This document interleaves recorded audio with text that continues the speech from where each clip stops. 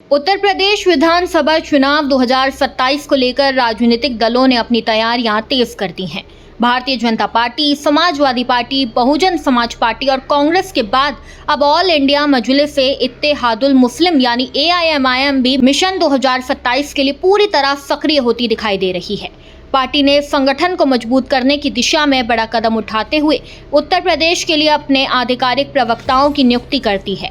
माना जा रहा है कि ये फैसला चुनावी रणनीति को धार देने और मीडिया के माध्यम से पार्टी की बात प्रभावी ढंग से जनता तक पहुंचाने के उद्देश्य से लिया गया है। AIMIM के उत्तर प्रदेश अध्यक्ष शौकत अली ने सोशल मीडिया के जरिए इस फैसले की जानकारी दी।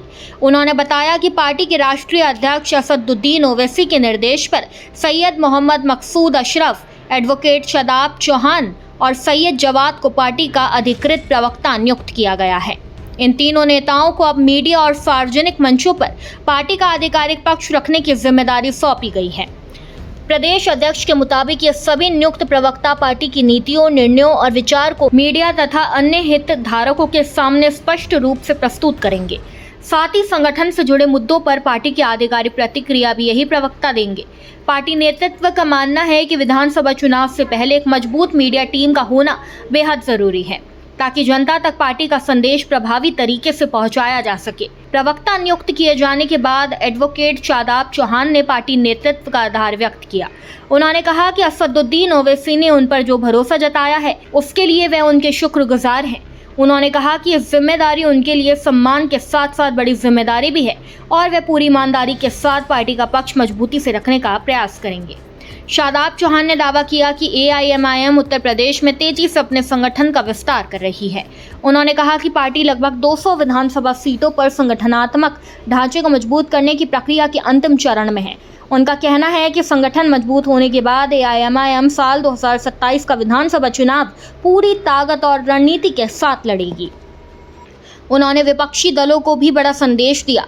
शादाब चौहान ने कहा कि जो भी राजनीतिक दल भारतीय जनता पार्टी को हराना चाहते हैं और मुख्यमंत्री योगी आदित्यनाथ को दोबारा सत्ता में आने से रोकना चाहते हैं, उनके लिए AIMIM के दरवाजे खुले हुए हैं।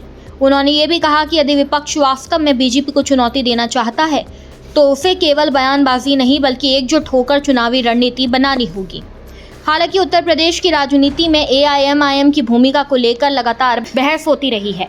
विपक्ष के कुछ दलों का आरोप रहा है कि AIMIM चुनाव लड़कर विपक्षी वोटों का बंटवारा करती है, जबकि पार्टी इन आरोपों को लगातार खारिज करती रही है।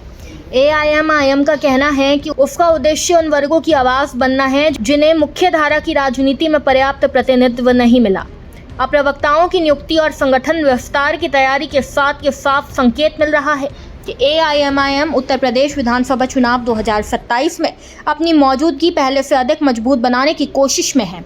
आने वाले महीनों में पार्टी किन सीटों पर उम्मीदवार उतारती है, क्या किसी दल के साथ गठबंधन करती है या अकेले चुनाव लड़ती है, इस पर सभी की नजरें टिकी होंगी। चुनावी माहौल के बीच AIMIM का ये कदम उत्तर प्रदेश की राजनीति सरगर्मियों की ओर तेज करने वाला माना जा रहा है। इस खबर में बस इतना ही। ऐसी ही तमाम खबरों को जानने के लिए देखते रहिए भारत एक्सप्रेस डिजिटल।